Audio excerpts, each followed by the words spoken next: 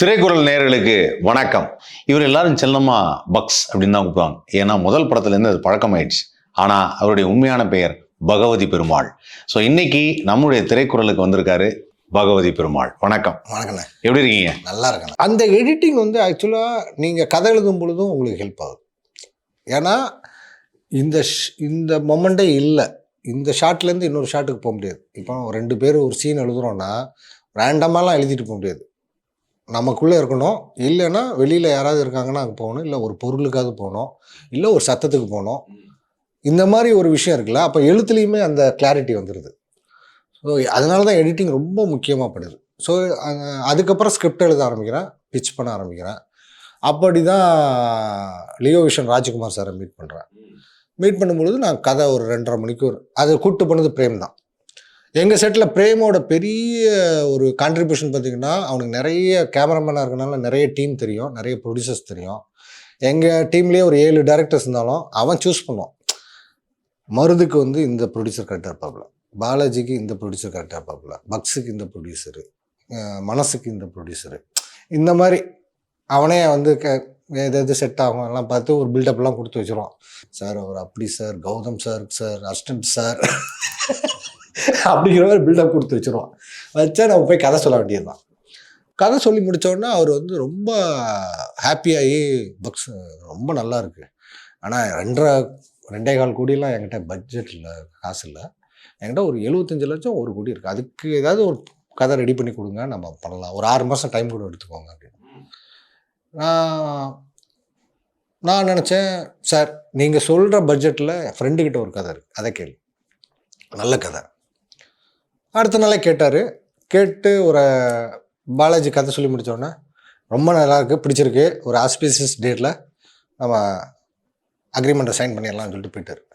Balaji phone பண்ணி, bucks ஒரே ஒரு ப்ரொடியூசருக்கு கதை பிடிச்சிருக்கான், ஆனால் என்னமோ சொன்னாரியா, அந்த ஆஸ்பீசியஸ் டேட்டில் தான் பண்ணணும்னு சொல்லிட்டாரியா, என்னது ஒரு நல்ல நாள் பார்த்து சொல்கிறேன்னு சொல்லியிருக்காங்க, யாரையா நீ இப்படி பயப்படுற அப்படின்னு சொல்லி, அப்புறம் பார்த்தா அடுத்த வாரமே ஏப்ரல் 14 வந்தது. அதில் சைன் பண்ண தான் நடுவில் காரணம். ஆனால் எனக்கு தெரியாது நான் அந்த படத்தில் நடிக்க போகிறேன். ஸோ எங்கள் வீட்டுக்கு எங்கள் அப்பாவுக்கு பத்திரிகை ஒதுக்க நாங்கள் விளையாட போய் அந்த சம்பவம் நடந்ததுனால ஆட்டோமேட்டிக்காக கதையில் பக்ஸுங்கிற கேரக்டர் இருந்துச்சு. அதில் ரொம்ப நாளாக ஆடிஷன் இந்த கேரக்டருக்கு மட்டும் யாரையும் பண்ணலை பாலாஜி, எனக்கு தெரியும். ஆனால் டெய்லி ஆஃபீஸ் போய் பேசிட்டு தான் போவேன். அப்போ ஒரு நாள் டீ கடையில் பேசும்பொழுது, என்ன நினச்சிட்டுருக்க, அந்த கேரக்டருக்கு ஏதாவது ஆடிஷன் சாய்ஸ் இருந்தால் சொல்லு, பார்க்குறேன் அப்படின்ற மாதிரி நான் பேசிகிட்டு இருக்கும்பொழுது, பக்ஸ் நான் ஒன்று சொன்னால் கோவிச்சிக்க மாட்டேன், நீயே பண்ணிடாத, யோ போயா நீ, அது என்ன சின்ன கேரக்டரா, அது படம் ஃபுல்லாக வருது, ஒரு சீன் 2 சீனாக பரவாயில்ல, தப்பு பண்ணுறியா அப்படின்னு. இல்லை பக்ஸு, நானும் யோசிச்சு பார்த்தேன் பக்ஸு, நீங்கள் பண்ணால் கரெக்டாக இருக்கும் பக்ஸு, நீங்கள் பண்ணி ஆடிஷன் பண்ணி பார்ப்போம், அது ஒர்க் அவுட் ஆச்சுன்னா தானே நம்ம சரின்னு சொல்லி ஆடிஷன் பண்ணலான்னு சொல்லிட்டு அந்த டீ கடையில் பயந்துட்டே நான் சொல்லுவேன், இவ்வளோ பர்ஃபெக்டாக யாராலையும் நடிக்க முடியாதியா, அவன் நீயே கூப்பிட்டு வந்துடுறியா அப்படின்னா. அந்த சீன் தான் முதல்ல ஆடிஷன் பண்ணுது. ஆடிஷன் பண்ணால் ஃபஸ்ட்டு டேக் என்ஜி, டைலாக் குளறிச்சு, 2வது டேக் என்ஜி, 3வது டேக்கில் அந்த நீயே கூப்பிட்டு வரும்பொழுது நான் பிரேம் தான் ஷூட் பண்ணிட்டு இருந்தேன். அவன் சட்டையை பிடிச்சி அதை ஒரு லைட்டாக இம்ப்ரூவைஸ் பண்ணேன். அந்த டைலாக் இருந்தது, த வே ஆஃப் அந்த இதை டெஸ்பரேஷனை காட்டினோன்னா பிரேம் ஷூட் பண்ணும்பொழுதே சிரிச்சிட்டான். எனக்கு தெரியுது, நான் அதை என்ஜாய் பண்ணியிருக்கேன். அதை பார்த்துட்டு பிரேமும் பாலாஜி என்ஜாய் பண்ணுறாங்க. ப்ரொடியூசர் போட்டிருக்காங்க, அவரு கைத்தட்டி சூப்பராக இருக்குது, பக்ஸே பண்ணிட்டோம் அப்படின்ட்டார். அப்படி தான் நடிக்கிறதுக்கு உள்ள வந்தது. சூப்பர். அது ஆனால் 10 நாள் ரொம்ப டஃப்பாக இருந்தது ரிஹர்சலில். என்னென்னா, அது சினிமாவில் நடிக்கிறதுக்காக டான்ஸ் எடுக்கும்போது டீ கடையில் போய் நின்று டீ குடிச்சு தம் அடிக்கலாம். ஆனால் டீ குடிச்சிட்டு தம் அடிக்கிற ஷாட்டை நடித்தே நடிக்கிறதுக்கு வாய்ப்பு கிடைச்சது உங்களுக்கு தான் இல்லை? அதில் ஒரு பிரச்சனை இருக்குது அந்த படத்தில். என்னென்னா, 10 நாளாக எனக்குள்ளே இருந்த போராட்டம் என்னென்னா, ஏன்டா என்னை வச்சுட்டே என் கேரக்டரை காமெடி பண்ணியிருக்கேன், நானே நடிக்கணுமா அதை அப்படிங்கிற மாதிரி தான் ஒரு மென்டாலிட்டி. அப்புறம் என்னென்னா, கொஞ்சம் ரெஸ்ட்ரிக்டனாக இதை பண்ண மாட்டேன், அதை பண்ண மாட்டேன், இந்த மாதிரி. அதாவது அது உங்களுடைய ஒரிஜினல் ஸ்டோரி அது. ஆமாம், ஒரிஜினல் கதை தான். ஆனால் 4 வருஷத்துக்கு முன்னாடி நடந்தது. இந்த 4 வருஷத்தில் நீங்கள் கொஞ்சமாவது வளர்ந்துருப்பீங்கள்ல, நம்மளோட சில்லறத்தனங்கள் அதெல்லாம் நமக்கு புரிய நம்ம அதை கைவிட்டுருப்போம். ஸ்கிரிப்டில் அந்த சில்லறத்தனங்கள்லாம் இருக்குல்ல, அதெல்லாம் பண்ண முடியாது. ஸோ உங்களுக்கு அந்த மாதிரி ஒரு ஷார்ட் டேர்ம் மெமரி லாஸ் வந்தது? இல்லை, எங்கள் வீட்டுக்கு தான் வந்து பிரேம் பத்திரிக்கை வைக்க வந்தான். யாருக்கு அந்த ஷார்ட் டேர்ம் மெமரி லாஸ் வந்தது? பிரேமுக்கு. கேமராமேன் 96 டைரக்டருக்கு. ஓ, அந்த படத்தில் கேமராமேன். ஆ, எங்கள் அப்பாவுக்கு பத்திரிக்கை வைக்க வந்து அவன் கல்யாணத்துக்கு நான், பிரேமு, பாலாஜி, சீதாகாதி கேமராமேன், சரஸ், நாங்கள் 4 பேர் மட்டும்தான் விளையாட போகிறோம். அதே மாதிரி ஒரு இது எங்கே நடந்தது இந்த சம்பவம்? பள்ளிக்கரணை பைபாஸில் எங்கள் வீட்டுக்கு போய் இந்த சைடு குரோம்பேட்லேருந்து இந்த சைடு கொஞ்சம் தூரத்தில் வந்தீங்கன்னா வந்துடும். தெரியும். அங்கே வந்து ஆக்சுவலாக அதனால தான் அந்த ஒரு சேல்ஸ் ஏஜென்ட் ஒருத்தர் மெடிக்கல் ரெப் வருவார். சார் நான் வரவா அப்படின்னு. ஆக்சுவலாக அந்த ஆளுக்கு அடிக்க போய் அந்த கேட்சை பிடிக்க போய் தான் அந்த பிரேம் விழுந்தான். ஸோ நீங்கள் யோசிச்சு பாருங்களேன், நீங்கள் இதை கற்பனையை எழுதுறீங்கன்னா அந்த மெடிக்கல் ரெப் கேரக்டர் வர மாட்டார். ஆமாம், ரியல் லைஃப்பில் மட்டும்தான் நாங்கள் 4 பேர் இருக்கோம். அந்த ஆள் நீங்களே வச்சுக்கோங்கடா அப்படின்னு சொன்னது, முதல்ல இதை அடிக்கடா. இது ஆக்சுவலாக நான் போங்கு பண்ணுறது வந்து பாலாஜியோட கேரக்டர். ஆனால் ஒரு டைரக்டரா அவர் கேரக்டரை அவர் வந்து இது பண்ணாமல் அதை என் மேலே போட்டாங்க. அந்த மாதிரி என்ஜாய் பண்ணி இல்லை. ஆனால் ஒரு ரியல் ஸ்டோரி. ஆமாம். விஜய் சேதுபதி வந்து அப்போ எப்படி பழக்கம் உங்களுக்கு? விஜய் சேதுபதி வந்து பிரேமோட படம் வந்து சினிமாட்டோகிராஃபராக வர்ணம்னு ஒரு படம். நீங்கள் நடுவில் கொஞ்சம் பார்த்த காலத்தில் டாக்டராக நடிச்சிருப்பாங்க ராஜு சார். அவர் தான் அந்த படத்தோட டைரக்டர். ஏகப்பட்ட டைரக்டர்ஸும் கேமராமேன் அந்த படம். ஆமாம், அந்த படத்தில் வந்து பாலாஜியும் மருது பாண்டியனும் வந்து அசுரோதம் டைரக்ட் பண்ணார்ல, அவரும் டைலாக் இது ஸ்டோரி ரைட்டர்ஸ். ஓகே. இப்போ ரிலீஸ் ஆச்சுல ஏஸ், அந்த படத்தோட டைரக்டர் ப்ரொடியூசர் வந்து ஆறுமுகம் வந்து வந்து ஆக்சுவலாக அந்த படத்தில் வந்து அசோசியேட் டைரக்டர். ஆமாம், அதுதான் ஒரு மேடையில் இப்போ ரீசெண்டாக சொன்னார். ஆமாம், ஓகே. ஸோ அவர் மூலியமாக தான் இவர் என்ட்ரி. எனக்கு பிரேம் அந்த படம் ஷூட்டிங் முடிச்சுட்டு வரும்பொழுதே சொன்னால் விஜய் சேதுபதிங்கிறது பெரிய பேர்ல, ராஜா விஜய் சேதுபதி அந்த மாதிரி தான் நம்ம பராக் அப்படி தான் இருக்கும். விஜய் சேதுபதினு ஒரு பையன் வந்தான், செமையாக பண்ணால் பெரிய ஆளாக வருவான் பாரு, நம்ம படத்துக்கு வந்து அந்த கேரக்டருக்கு கரெக்டாக இருக்கும்னா ஃபோட்டோலாம் காட்டினா இது கரெக்டாக இருக்குப்பா, நம்ம ஒரு ப்ரொடியூசர் கிடச்சி ஆஃபீஸ் போட்டதுக்கப்புறம் அவர் ஆஃபீஸ் கூப்பிட்டு வந்து பேசலாம் அப்படின்னு சொல்லிட்டு பேசியாச்சு. பியூட்டி ஆஃப் நான் வச்சுருந்த கதை வந்து மாயலகின்னு சொல்லிட்டு ஒரு கதை, அது வேளாரம்பூச்சி சாரோட கதை, ஷார்ட் ஸ்டோரி. சார் கூட வந்து கொலாபரேட் பண்ணி அவர் ஸ்டோரி ஸ்க்ரீன் பிளே டைலாக்கு, நான் வந்து ஸ்க்ரீன் பிளேயில் ஒர்க் பண்ணியிருந்தேன். அதை தான் நான் பிச் பண்ணிட்டு இருந்தேன். த பவர் ஆஃப் மாயலகி அது இன்னும் படமாக வரல. ஆனால் அது சேதுபதிங்கிற ஒரு ஆளை வந்து தென்மேற்கு பருவக்காட்டில் வந்து முதல் கதாநாயகனாக அவர் நடிக்கிறதுக்கு மூல காரணமாக இருந்திருக்கு. அதை சேதுவே சொன்னாப்புல. எப்படின்னா அது ஃபஸ்ட்டு, அதுக்கப்புறம் இது ரெண்டாவது, இது நடுவில் கொஞ்சம் பக்கத்தை காணும். ஆமாம், அதுக்கு முன்னாடி சப்போர்ட்டிங் கேரக்டர் அந்த அது ஓகே ஹீரோ தென்மேற்கு பருவக்காட்டு தெரியும், தென்மேற்கு பருவக்காட்டு வாங்கிச்சு. அதுக்கப்புறம் ஆக்சுவலாக ரிலீஸ் ஆனது பீஸா சுந்தரபாண்டியன். கரெக்ட். பீஸாவுக்கு அப்புறம் தான் இது ரிலீஸ் ஆச்சு, நடுவில் கொஞ்சம் பண்ணோம், நடுவில் கொஞ்சம் பக்கத்தில். ஆனால் ரெண்டும் ரொம்ப க்ளோஸாக ரிலீஸ் ஆச்சு. ஆமாம், அக்டோபர் 12 என்னமோ பீஸா ரிலீஸ் ஆச்சு. அடுத்த நவம்பர் 30 எங்கள் படம் ரிலீஸ் ஆச்சு. நவம்பர் 30 பீஸா ரிலீஸ் ஆகி ஹிட் ஆனதுனால தான் எங்கள் படமே ரிலீஸ் ஆச்சு. நாங்கள் வந்து சிவி குமார் சாருக்கு அந்த டென்ஷன் இருந்திருக்குமா, கார்த்திக் சுப்பராஜுக்கு டென்ஷன் இருக்குமா தெரியல, எங்களுக்கு அவ்வளோ டென்ஷன் இருந்தது. அது கிளைமேக்ஸ் வந்ததுக்கப்புறம் பார்த்தா, சார் நம்ம படம் ரிலீஸ் சார், வாங்க சார் என்ஜாய் பண்ணுவோம் சார், அந்த ஜோஸ் வெளியில் வந்தால் கார்த்திக் சுப்பராஜா வந்து ஃபீனிக்ஸ் மாலில் தான் பார்த்தோம். ஓகே அப்படின்னா ஏய் மச்சான் நீ சூப்பர்ரா அப்படிங்கிற மாதிரி தான். ஏன்னா எங்கள் படம் பிஸ்னஸில் லாக் ஆகிருந்தது. பீஸா ரிலீஸ் ஆகி ஹிட்னால ஆட்டோமேட்டிக்காக செய்து ஹீரோனால எங்கள் படம் ரிலீஸ் ஆயிடுச்சு. அது ரொம்ப ஹாப்பியாக இருந்தது.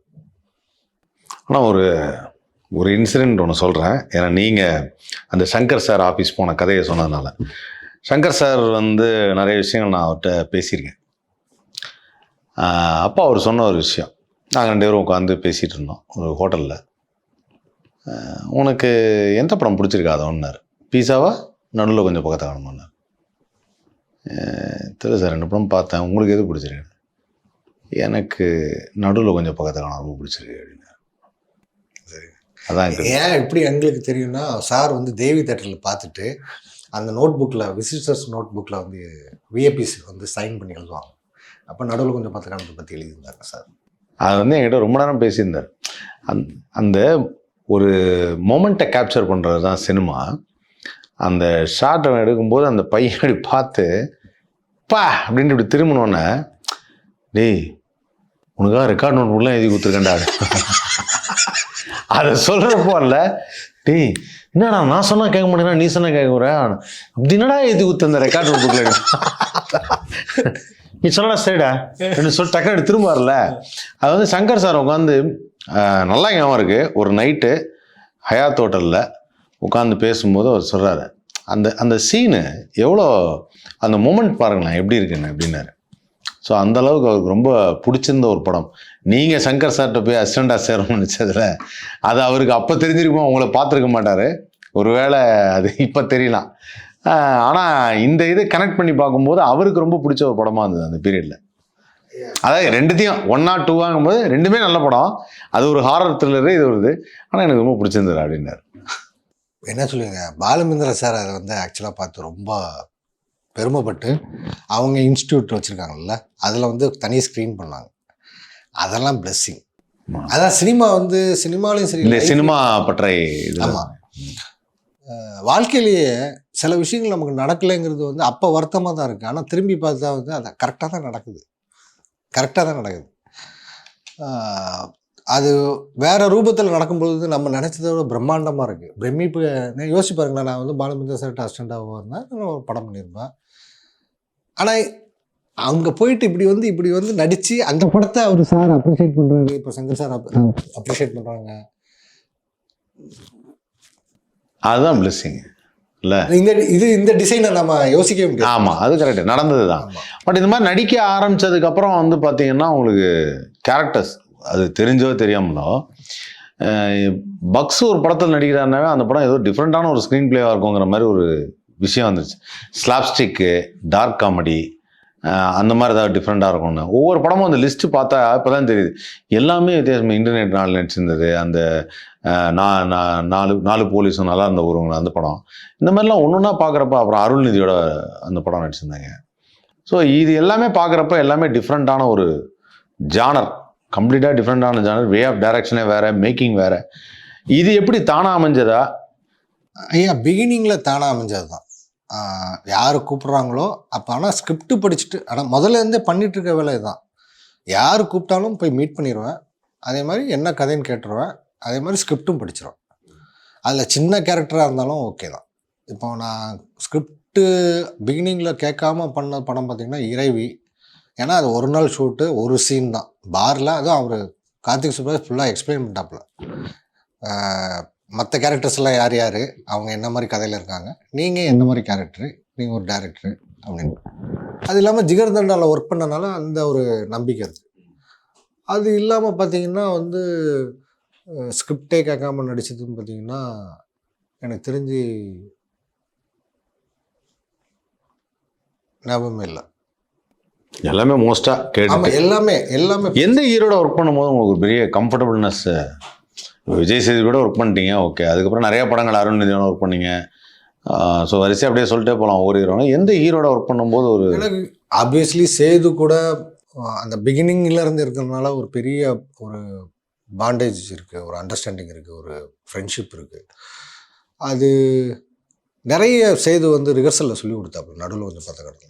நடுவில் கொஞ்சம் பார்த்த இடத்துல பெர்ஃபார்மன்ஸ் அவ்வளோ சூப்பராக இருந்துன்னு நீங்கள் சொல்கிறீங்களா நம்ம பேசும்பொழுது, அது வந்து ஆச்சரியமே இல்லை. ஏன்னா பாலாஜியே வந்து ரொம்ப பர்ஃபெக்டாக பார்க்கக்கூடிய ஒரு டைரக்டர்.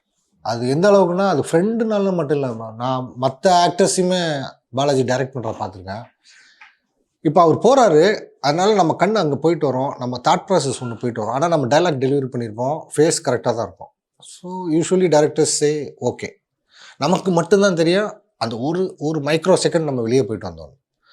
பாலாஜி கரெக்டாக அப்படி பார்க்கலாம், பக்ஸ் எல்லாமே ஓகே, அந்த அந்த அந்த ஒரு டைலாக் சொல்லும்பொழுது மட்டும் தப்பாக இருந்தது, மட்டும் கரெக்ட் பண்ணிக்கலாம், ஓகே பண்ணிக்கிறேன் அப்படின்னு. இந்த அளவுக்கு நுணுக்கமாக நம்மளை கிறிஸ்டல் கிளியராக ஒரு கண்ணாடி, சாதாரணமாக கண்ணாடி வழியாக பார்க்குறோம்ல, அப்படி பார்க்குறாப்புல. அப்படிப்பட்ட ஒரு டைரக்டர் பாலாஜி. பக்கத்தில் பிரேம், அவன் வந்து ஆக்சுவலாக கேமராமேனே கிடையாது, அவன் வந்து கோ டைரக்டர் தான். அவன் வந்து பெர்ஃபார்மன்ஸு அவன் எப்போவுமே வந்து இது பார்ப்பான், ஷார்ட் பார்ப்பான். பார்த்துட்டு பாலாஜி சம்டைம்ஸ் வந்து out of excitement shot okay அப்படின்னு பார்ப்பல. பஜ்ஜி நீ மானிட்டர் பார்த்துரு, ஒரு ப்ளேபேக் பார்த்துரு, கண்டிப்பாக எங்களுக்கு தெரியும் ரீடேக் தான். அப்புறம் பஜ்ஜி சொல்லுவாப்புல, ஆமாம் கரெக்டு தான். இப்படி 2 பேரும் மிஸ் பண்ணாலும் அங்கே அமிர்தராஜன் அசோசியேட் ஒருத்தர் இருப்பார். அவர் வந்து கண்ணில் எண்ணெயை விட்டுட்டு இதே பார்த்துட்டு பார்ப்பல. அவர் கண்ணை தாண்டாது. அதை தாண்டுனா கோவிந்தன் எடிட்டர், அவன் எங்களோட எல்லா ஷாட்டையும் பார்த்து மார்க் பண்ணி அதுலேருந்து எடுத்தது தான் எங்கள் பெர்ஃபார்மன்ஸ். உங்களுக்கு தெரியும், இவ்வளவு அழகாக படத்தில் பண்ணவே முடியாது. எல்லா குறைகளோட தான் நாங்களும் பண்ணோம். ஆனால் இவ்வளவு பேரோட ஒர்க் இருக்குல்ல, அது வந்து அப்படி போய் ஒரு இடத்துல நிற்பாரு. இல்லை, ஒரு முதல் படத்தில் ஒரு கதையை பண்ணும்போது அந்த கதையில் வந்து இவங்களுக்கு இந்த எக்ஸ்ப்ரெஷன் தான் ஒரு டிசைட் பண்ணுறது ஒன்று இருக்கு இல்லையா. அப்போ அதில் வந்து அந்த காயத்ரி ஹீரோயின் பண்ணியிருப்பாங்க. அவங்க அந்த மேக்கப் போட்டு அப்படி திரும்பி ஒரு ஸ்மைல் ஒன்று பண்ணணும். ஸ்மைல் பண்ணும்போது ஒரு எதிர்பார்ப்பு இருக்கும். ஸ்மைல் பண்ணும்போது நம்ம இன்னைக்கு எப்படி இருக்கோம் அப்படின்னு, நான் எப்படி அப்படி திரும்பும்போது ஒரு எதிர்பார்ப்பு வரும். அப்புறம் அதுக்கு விஜய் சேதுபதி வந்து கொஞ்சம் திரும்பிடா அப்படின்னா டே பார்த்துட்டு அது ஒரு லுக் ஒன்று கொடுப்பாரு. ஆனால் அந்த லுக்கை பார்க்கும்போது தான் ஆக்சுவலாக அந்த படத்தில் என்ன எனக்கு ரொம்ப பிடிச்சிருந்ததுன்னா, முதல் படத்தை அவ்வளோ கிறிஸ்டல் கிளியராக, இப்போ நீங்கள் சொன்னது தான் எடிட்டிங் பாலாஜிக்கு தெரியுங்கிறதுனால வேற அந்த இந்த ஷாட்டில் இதுக்கு மேலே அந்த எக்ஸ்பிரஷன் கொஞ்சம் கூட தாண்டக்கூடாதுன்னு ஒன்று இருக்குது. ஐயா கோவிந்தன் சொல்லிட்டு எடிட்டர் ஒர்க் பண்ணாப்ல, அவன் பாலாஜியோட ஜூனியர் தான். அவன் வந்து ஆக்சுவலாக மாஸ்டர். அப்போ சீகர் பிரசாத் சார்கிட்ட ஏதோ ஒரு பேட்டியில் கேட்குறாங்க, இப்போ ரீசெண்டாக வந்த எடிட்டர்ஸில் எங்கள் எடிட்டர்ஸில் உங்களுக்கு ரொம்ப ப்ராமிசிங்காக யார் இருக்காங்கன்னா 96 எடிட்டர் கோவிந்தராஜ் தான் சொன்னாப்புல. அவனை பார்த்தா வந்து ரொம்ப என்ன சொல்லுவீங்க, ரொம்ப கூச்ச சுபாவம் நிறைய, நீங்கள் அவனை பார்த்துருக்க மாட்டீங்க. Brilliant editor. நியூயான்சஸை ரசிக்கிறது இருக்குல்ல. இன்னும் நான் சொல்லுவேன், ரிசப்ஷனில் வந்து நாங்கள் வந்து சமாளிச்சுட்டு கீழே இறங்குவோம். கீழே இறங்கும்பொழுது அவங்க அம்மா ஒரு டைலாக் சொல்லுவாங்க, ஆமாம் அவன் மூஞ்ச பார்த்தாலே கொஞ்சம் டொக்கு விழுந்த மாதிரி தான் இருக்குது, அவன் டயர்டாக இருக்குது, அவனை கூப்பிட்டு போங்கப்பா, நாளைக்கு ஃபோட்டோ எடுத்துக்கலாம் அப்படிம்பாங்க. அப்போ நான்லாம் ஸ்டேஜ் விட்டு இறங்கும் பொழுது பிரேமோட அப்பா கேரக்டர் நிற்கும், அவரை பற்றி அப்படின்னு சொல்லிட்டு போவேன். இது வந்து ஒரு ஒயிட் ஆங்கிளில் அவ்வளோ ஆக்டிவிட்டீஸ் நடக்கும்போது நிறைய பேர் கவனிக்கிறது இல்லை. ஆனால் கோவிந்தா அண்ணே அப்படின்னு சொல்லிட்டு போகிறீங்க அப்படின்னு சொல்லிட்டு அதை மைன்யூட்டாக ரசிக்கிறது இருக்குல்ல, ரசித்து அதை சொல்லி அதை இந்த அளவுக்கு அதை என்ஜாய் பண்ணும் பொழுது. இப்போ அதில் வந்து பாஸ்கர்னு சொல்லிட்டு சவுண்ட் இன்ஜினியர் டப்பிங் பண்ணாங்க. அவர் என்ன பண்ணுவார்னா, நாங்கள்லாம் டப் பண்ணி முடிச்சுட்டு போயிடுவோம். அடுத்த நாள் காலையில் இப்போ 9 மணிக்கு ஸ்டூடியோ ஓப்பன் பண்ணால் 8:45 வந்துடுவார். வந்து எல்லாத்தையும் ஓப்பன் பண்ணி வச்சுட்டு மொதல் நாள் டப் பண்ண சீனை வந்து போட்டு பார்த்து சிரிச்சிட்ருக்கோம் அப்படி. இது நான் யோசிச்சு பாருங்கள், நாங்கள் ஃபஸ்ட்டு படம் பண்ணுறோம், ஒரு டெக்னீஷியனாக அவர் அவ்வளோ படம் ஒர்க் பண்ணியிருப்பார். அவருக்கு வந்து அந்த சீனை போட்டு பார்த்து ரசிக்கணும்னு சொல்லி காலையில் ஒரு 15 நிமிஷம் முன்னாடி வர வைக்கிறது, அதுதான் எங்களுக்கு பெரிய பூஸ்ட். அப்படி என்ஜாய் பண்ணுவாங்க அதை. இது நீங்கள் சொன்ன மாதிரி எங்கேயும் கமல் சார் தான் வராது. அவர் அடிக்கடி சொல்கிற மாதிரி ரிஹர்சல் பண்ணணும்னு இருக்குல்ல. நாங்கள் வந்து 4-5 மாதம் ரிஹர்சல் பண்ணோம். இன்ஃபேக்ட் சொல்லப்போனால் படத்தில் வர்ற எல்லா சீனையும் 4 வாட்டியாவது மினிமம் ரிஹர்சல் பண்ணி. அப்போது அங்கே போகும்பொழுது எந்த பதட்டமும் இல்லை, அடுத்த டைலாக் என்ன, அதை எதுக்கு சொல்கிறோம், எந்த கன்ஃபியூஷனும் இல்லை, ரொம்ப கிளியராக இருந்தது, ரொம்ப கான்ஃபிடென்ட்டாக இருந்தது. இத்தனைக்கும் அந்த படம் வந்து ஆனால் டிஜிட்டலில் தான் எடுத்தது. ஆமாம், 5D வித் ஆனால் இம்போர்ட்டட் ஃபிலிம் லென்சஸ். அதில் ப்ரொடியூசர் அவ்வளோ தெளிவாக இருந்தார். அவர் பாலாஜிக்கிட்டே தான் சொன்னார். இன்னும் ஆக்சுவலானா அந்த படம் வந்தப்போ தான் நினைக்கிறேன் அழகர் சாமன் குதிரை எல்லாருமே 5Dயில் எடுத்தாங்க. தேனீஸ்வர்லாம் இல்லை அதுக்கப்புறம் தான் 5D. அழகர் சாமி குதிரை அப்புறம் தான். மெரினா தான் எங்களுக்கு முன்னாடி வந்த படம். பாண்டியன் மெரினா கரெக்டு. மெரினா இது எல்லாமே 5Dயில் எடுத்தது. அதான் ஃபர்ஸ்ட் படம், மெரினா தான் ஃபர்ஸ்ட். மதுரை டு தேனின்னு ஒரு படம் கூட வந்து 5Dயில் எடுத்தாங்க. ஆமாம், அதுக்கப்புறம் தான் 5Dயில் ரொம்ப எடுக்காதீங்கன்னு எல்லாம். ஸோ இந்த 5Dயில் எடுக்கிறது இருக்குல்ல, அப்போ வந்து ஆக்சுவலாக நிறையா படங்கள் வந்து 5D வந்து பண்ணோன்னே இல்லை இதை ரொம்ப கண்டினியூ பண்ணக்கூடாதுன்னு சொல்லி ஒரு சர்ச்சை வந்தது. அப்போது சினிமா வந்து இனிமேல் நீங்கள் வந்து நல்ல கேமராவில் எடுக்கணும். அதாவது இப்போ எப்படின்னா 5Dயில் எடுக்கிறதுனால இந்த யூனிட்லலாம் இப்போ நம்ம ஃபிலிம் யூனிட் இருக்குல்ல, இப்போ அவங்கள்ட்ட இருக்க கேமராலாம் அப்புறம் என்ன ஆகும், ஓகே பிஸ்னஸ் பாதிக்கப்படும்னு ஒரு இது இருந்தது. அதுக்கு ஸ்டாப் பண்ணாங்களா? அது கொஞ்சம் ஸ்டாப் பண்ணாங்க. 5Dயில் எடுத்தால் அந்த கிரெயின்ஸ் எல்லாம் வருதுன்ட்டாங்க. அப்புறம் கிரெயின்ஸ் வருதுன்னு சொல்லிட்டாங்க. அப்புறம் இல்லைங்க அது ரொம்ப லோ குவாலிட்டியாக இருக்குன்ட்டாங்க. அது மாதிரி ஒன்று சொல்ல ஆரம்பிச்சிட்டாங்க. ஆக்சுவலாக அப்போ 5Dயில் வந்து பெரிய புரட்சி அது. Mark 1 Mark 2ல ஃபோட்டோ இது சினிமாட்டோகிராஃபி எடுக்கிறதுங்கிறது என்னங்க அவ்வளோ கிறிஸ்டல் கிளியராக வருது, டிஜிட்டலில் இப்படி இருக்கே அப்படின்னு சொல்லி எல்லாம் வருது. அதுக்கப்புறம் அந்த ரெட் பிக்ஸ், ரெட்டு, அந்த ஆரி அலெக்ஸா அதெல்லாம் அப்படியே கொஞ்சம் கொஞ்சமாக அப்படியே வந்துட்டானுங்க. ரெட் டிராகன் அந்த கேமராலாம் அப்படியே மாற்றப்பட்டது. அப்படியே எல்லாரும் அதில் ஷூட் பண்ண ஆரம்பிச்சிட்டாங்க. இன்ஃபேக்ட் வந்து பிரேமோட ஒர்க் எந்த மாதிரினா பிஎஸ்டியில் போட்டு காட்டினோம் பிஸ்னஸுக்காக. ஜேஎஸ்கே அங்கே தான் பார்த்தாரு. பார்த்துட்டு இன்டர்வலில் வெளியே வந்தோடனே என்ன கேமராவில் ஷூட் பண்ணீங்க அப்படின்னாரு. Sir 5D sir. 5Dயா ஏ ரொம்ப நல்லா இருக்குப்பா அப்படின்னாரு. அதுதான் அவனோட ஒர்க்கு. அவனுக்கு வந்து தெரியல பண்ணக்கூடாது அப்படின்லாம் கிடையாது. தெரியாது. அது எவ்வளோ கரெக்டாக பண்ணணும். அதுக்காக தான் ஃபிலிம் லென்சஸ் வந்து யூஎஸ்லேருந்து இம்போர்ட் பண்ணோம். அவ்வளோ க்ளீனாக அதை வந்து ஒரு ரஷ்ஷஸ் ஷூட் பண்ணி முதல்ல ட்ரையலாக போட்டு பார்த்து அதில் என்னென்ன வேரியேஷன் பண்ணணும். Amazing work. பிரேமோட டெக்னிக்கல் பயங்கர டெடிகேட்டட் ஒர்க் அது. ஆமாம். அது ஒரு நல்ல கேமராமேனால மட்டும்தான் அது முடியும்.